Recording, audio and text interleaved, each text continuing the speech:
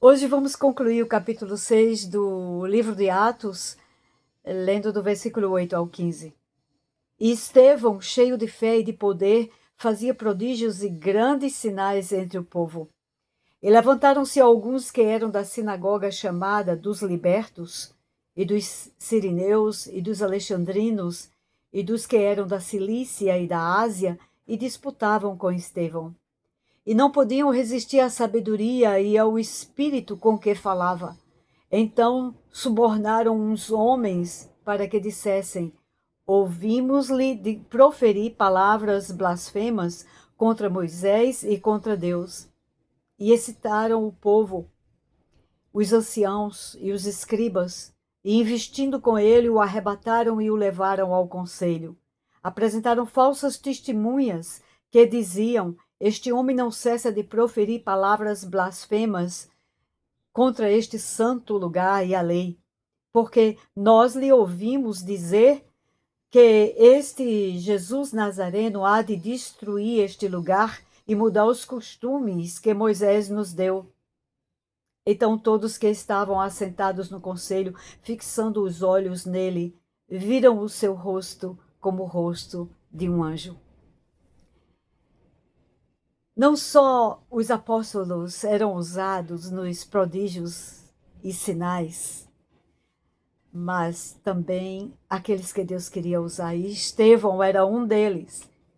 Nós vimos que ele foi escolhido entre os 7, dentro da multidão, para compor aqueles 7 que iriam ajudar no serviço, na comunidade. E este homem, quando foi escolhido, a palavra testifica que ele era um homem cheio de fé e do Espírito Santo. E é assim que nós vamos encontrar na narrativa, a partir do versículo 8, que ele, cheio do poder de Deus, fazia prodígios e grandes sinais entre o povo.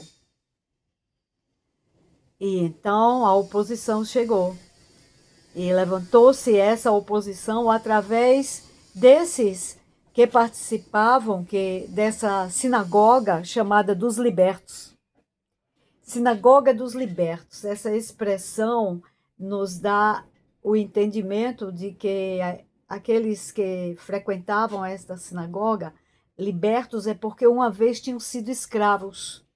Lembre-se que nós estamos tratando de uma sociedade escravagista, e aqueles que tinham sido escravos agora eram livres e participantes dessa sinagoga. Esta sinagoga também continha pessoas de várias etnias e de várias nações também, como os sirineus. Os sirineus eram provenientes de Cirene, que ficava na costa da Líbia, na África, no norte da África. E possivelmente pessoas, judeus que tinham sido vindo da diáspora, né? Que tinham sido sobreviventes da diáspora quando houve a invasão da Babilônia, destruindo Jerusalém, e todos foram dispersos. Também havia aqueles que eram da Alexandria, os alexandrinos. Alexandria era um centro cultural grego e de língua grega também, não é? Inclusive a palavra Alexandria é uma palavra em homenagem a Alexandre o Grande, que era o grande conquistador do Império Grego. E entre eles também havia os da Sicília. Sicília era uma cidade situada ao norte de Israel e da Ásia, Ásia Menor, onde hoje é a Turquia. Esses eram os intelectuais da época. E esses intelectuais interrogavam Estevão. E interrogavam de maneira que disputavam com ele, como está escrito aqui no versículo 9, disputavam com ele e perdiam na disputa, porque o versículo 10 nos diz a razão. Estevão era cheio de sabedoria. E não da sabedoria humana, mas a sabedoria que vinha de Deus, a sabedoria do alto. E o Espírito Santo falava para o Estevão, então era poder e sabedoria de Deus na boca de Estevão. Isso levanta uma inveja, levanta uma oposição terrível. E eles não tinham de que acusar Estevão, não tinham como acusá-lo e procuraram uma forma de calar Estevão. O que fizeram então? Subornaram pessoas para testemunharem falsamente e injustamente contra Estevão. E essas pessoas, aqui está escrito no versículo 11, que eles subornaram para que dissessem que Estevão estava blasfemando contra Moisés e contra Deus. Então isto se espalhou e o povo e também os anciãos e os escribas ficaram contaminados com esta calúnia.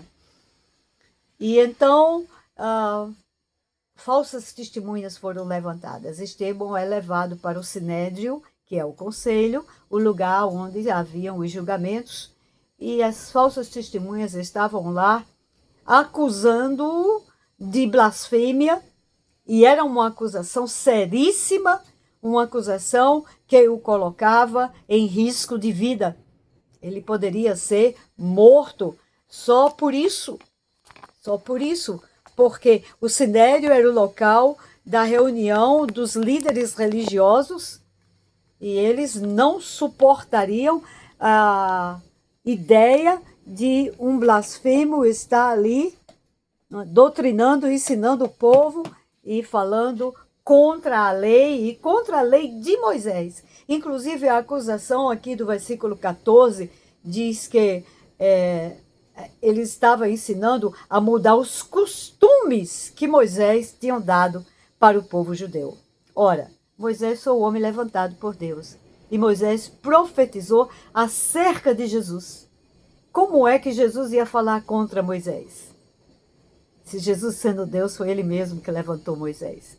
Então, como não criam em Cristo como Deus, nem como Senhor, eram susceptíveis, fácil de serem contaminados por qualquer vento de doutrina, como diz a palavra de Deus, e assim eles fizeram. No Sinédrio, todos estavam sentados. E esta expressão aqui, sentados, mostra também que todos estavam atentos para tudo que estava sendo falado ali, para todas as acusações que estavam sendo ditas. Fixando os olhos nele, diz o versículo 15, quer dizer, atentos, olhando, observando. Então eles observavam qual era a reação de Estevão para tirarem suas deduções e olharam fixamente para ele. Porém, viram nele um rosto como o rosto de um anjo. Anjos são mensageiros. Então isso indica, não que eles crescem, mas que ali estava um mensageiro de Deus. Alguém que estava pregando a palavra do Senhor. E o rosto de um anjo. Não são feições angelicais. São feições de tranquilidade, de serenidade, de santidade, semblante mais do que feições, de serenidade, de tranquilidade, de convicção do que é e do que estava fazendo. Assim estava o Estevão ali, plenamente em paz, confiando no Senhor. E aquele que confia no Senhor tem um semblante semelhante ao rosto de um anjo.